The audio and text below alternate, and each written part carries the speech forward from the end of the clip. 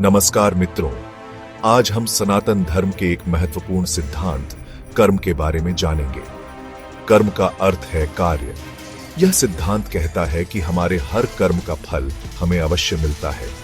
यह फल मीठा या कड़वा, सुख या दुख के रूप में मिल सकता है।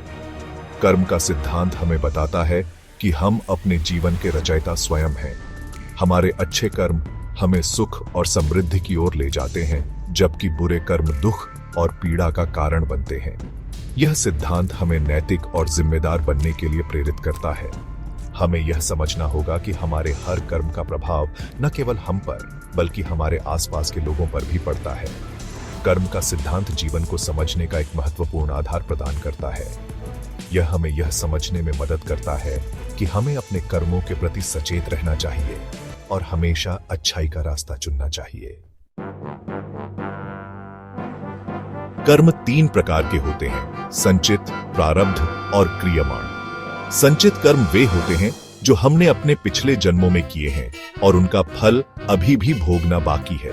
प्रारब्ध कर्म वे होते हैं जो हमें इस जन्म में भोगने पड़ रहे हैं। क्रियमाण कर्म वे होते हैं जो हम वर्तमान में कर रहे हैं और जिनका फल हमें भविष्य में मिलेगा। यह समझना जरूरी है कि ये तीनों प्रकार के कर्म एक दूसरे से जुड़े हुए हैं। हमारे पिछले कर्म हमारे वर्तमान को प्रभावित करते हैं और हमारे वर्तमान कर्म हमारे भविष्य का निर्माण करते हैं। इसलिए हमें अपने वर्तमान कर्मों के प्रति सचेत रहना चाहिए और हमेशा अच्छे कर्म करने का प्रयास करना चाहिए।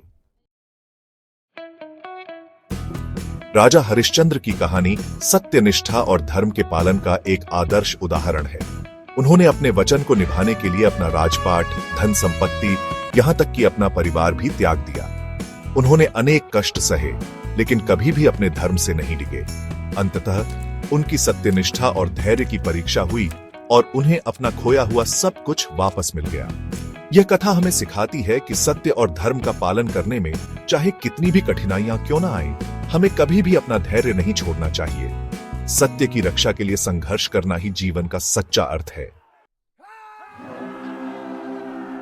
कर्ण महाभारत के एक महान योद्धा थे जो अपनी दानवीरता के लिए प्रसिद्ध थे।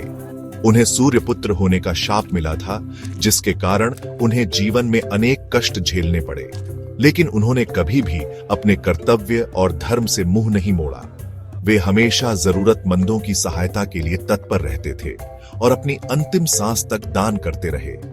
कर्ण की कहानी हमें सिखाती है कि परिस्थितियां चाहे कैसी भी हों, हमें हमेशा दया और उदारता का मार्ग अपनाना चाहिए।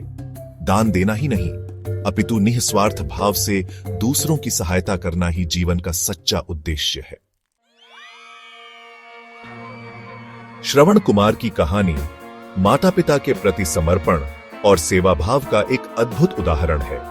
वे अपने अंधे माता पिता की सेवा करते थे और उनकी हर इच्छा को पूरी करने का प्रयास करते थे।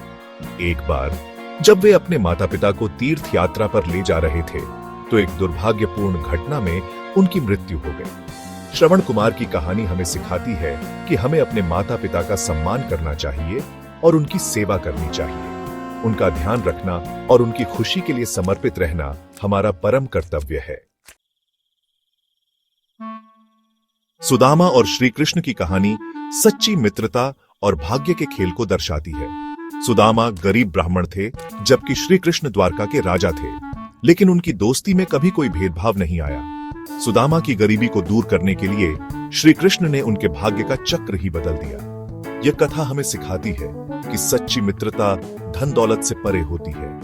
हमें हमेशा अपने मित्रों के प्रति वफादार रहना चाहिए और उनकी मदद के लिए तत्पर रहना चाहिए। आज के समय में भी कर्म का सिद्धांत उतना ही प्रासंगिक है जितना पहले था। भागदौड़ भरी जिंदगी में हम अक्सर अपने कर्मों के प्रति लापरवाह हो जाते हैं। हमें यह समझना होगा कि हमारे हर कर्म का प्रभाव हमारे जीवन पर पड़ता है।